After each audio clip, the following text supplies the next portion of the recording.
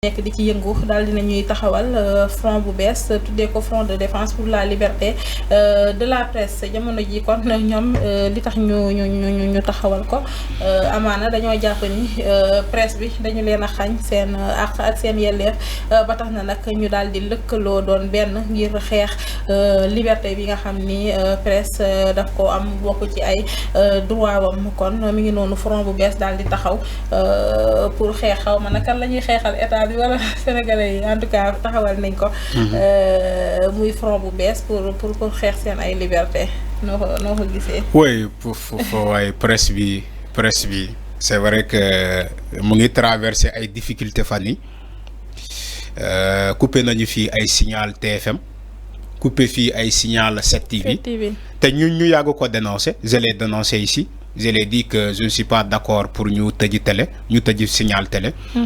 li ma ko doon waxee ci régime Macky Sall loolu laa koy waxee ci régime bi Moussa Bocar Thiam ak Babacar Diagne bu CNRA bu ñu doon taxaw jàpp fii ay Walfadjri di leen tëj ay Sen TV ay yeneen ñun dañu doon taxaw di ko dénoncer di naan c'est pas du tout normal. mais avant CNRA nee na tëjul. waaw ma ñëw ci CNRA. ma ne Babacar Diagne amul droit di tëj signal télé. Moussa Bocar Thiam amul droit di tëj télé.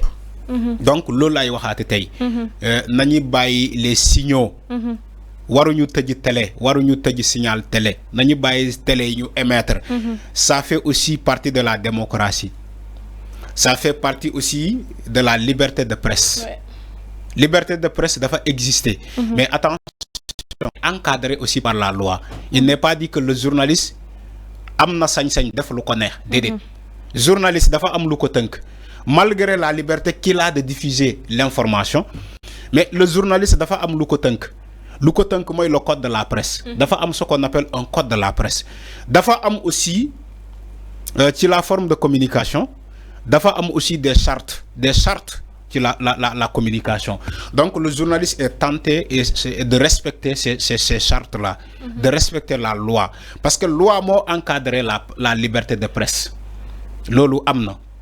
alors bu ñu ñëwee ci CNRA xam nga CNRA dafa taxaw publiquement nee na moom coupé wul. moom coupé wul signal.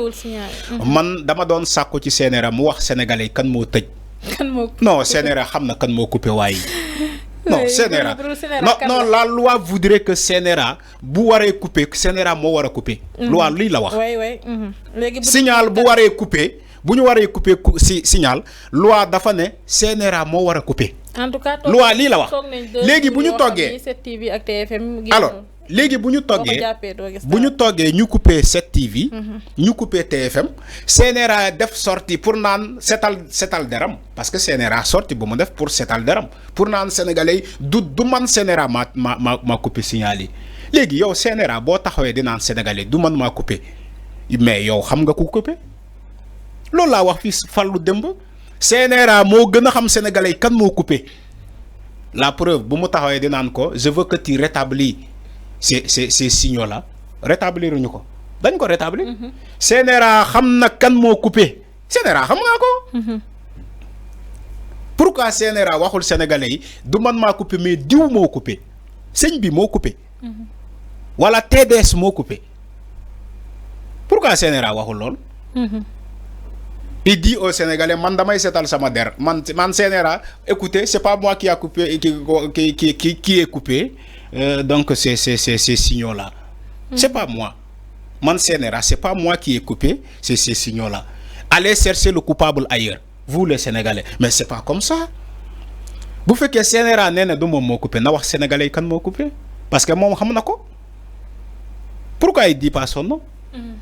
J'ai donné même un exemple fii à Fallou hier ma ne ko man loolu daf may yóbbu keroog ba muy coupé Walfadjri Moustapha Diop woo Babacar Diagne ne ko du man maa coupé woowal Moussa Bocar Thiam ba xam mu woowaat Moussa Bocar Thiam ne ko du man maa coupé léegi kan moo coupé. léegi kan moo coupé. waaw léegi kan moo coupé. lii loolu la may fàttali. Donc, ils n'ont pas le droit de couper ces signaux, les signaux des télévisions. Donc, lolo, c'est un fait. Mais aussi, Ami, Sohna Ami, l'ennemi de la presse sénégalaise, c'est la presse sénégalaise. C'est pas l'État. L'ennemi de la presse sénégalaise, c'est la presse sénégalaise. Tu sais pourquoi? La presse sénégalaise a des patrons de presse. Il y a certains des patrons de presse qui font la politique. Ils font la politique. Maintenant, selon ñom fuñu far, dañuy exercer lolu ba mu feñ ci sen média. Dañuy exercer lolu ba mu feñ ci sen média. Et aussi, selon ñom fuñu far, ces patrons de presse là, politiquement, ils ont décidé d'aller en bras de fer avec l'État parce que ñom faral ñu état bi. Ñom ci l'ancien régime Macky Sall lañu far, comme les Mahmoud Ibra Kane, comme les Bougane avec son mouvement Gëm Sa Bop les Jambar. Il est dans l'opposition. Maintenant, ils agissent contre l'État. Te agissement bobu contre l'État, dañ ci inclure sen média. Alors que c'est pas normal. Moi l'ennemi de la presse sénégalaise, c'est la presse sénégalaise. Malheureusement, il n'y a pas des assises de presse où les gens doivent se dire la vérité en face. Il faut qu'il y ait des assises de presse où les gens vont se dire la vérité en face.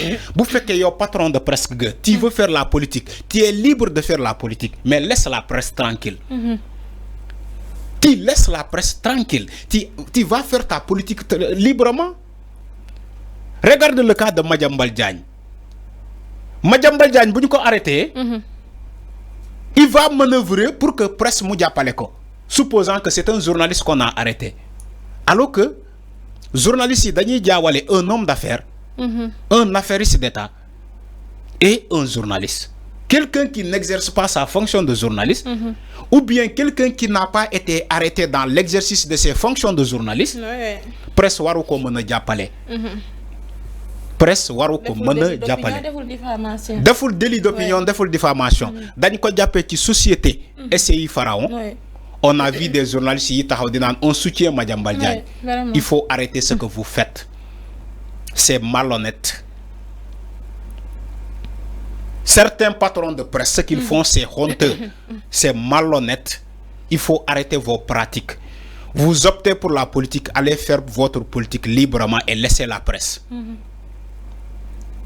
Bay len di jël presse di ko dóor ci état, ci presse lay gaañoo, presse mooy gaañoo. Bay len di jël presse di ko dóor ci état, état xajul ci presse. Il faut arrêter ce que vous faites. Des journalistes instrumentalisés contre Ousmane Sonko Sénégal nga koy gis ay journalistes yu bañ Ousmane Sonko ba ñu taxaw ci plateau di wane ni que dama bañ Sonko en tant que premier ministre. C'est pas une méthode de faire la presse, de donner de l'information. Ça n'existe aucunement dans le monde. Il faut que ces journalistes là arrêtent. Bo bañé Ousmane Sonko am nga droit bañ Ousmane Sonko, mais bu ko refléter ci ça yow bi ngay joxe information warul am reflet bo taxaw ci plateau di joxe information comme le fait Babacar Fall. Je vais le citer. C'est pas du tout normal, c'est malhonnête de faire du journalisme. C'est pas du tout normal, c'est incorrect, c'est pas professionnel. C'est pas professionnel. Il faut arrêter ces choses-là. Moi l'ennemi de la presse sénégalaise, c'est la presse elle-même. Tant qu'on ne règle pas cette affaire-là entre nous presse, ça va continuer ainsi. Parce que ces patrons de presse-là ont décidé, ils ont décidé d'aller en bras de fer avec l'État. Parce que nous, c'est des politiques encagoulés. C'est des politiques encagoulés. C'est des politiques encagoulés. Moi, si vous allez en bras de fer avec l'État, presse moi gagne. On va dire que ouais, l'État mu ngi xéxal presse, État xéxalul presse. Ay patron de presse, ay minorité patron de presse ñoy xéxal État, État riposté. Parce que c'est des politiques. C'est parce que c'est des politiques. Donc on doit rester ces pratiques-là. Il faut laisser ça aussi. Comme mi ngi non en tout cas. Alpha yóbbante na ñi nga xam ni ñoo ne ci presse bi rawatina nag les patrons de presse. Il faut ñu xoolaat doxalin. Non, il faut ñu xoolaat seen doxalin. doy na waar ñu wax Alpha ci leneen.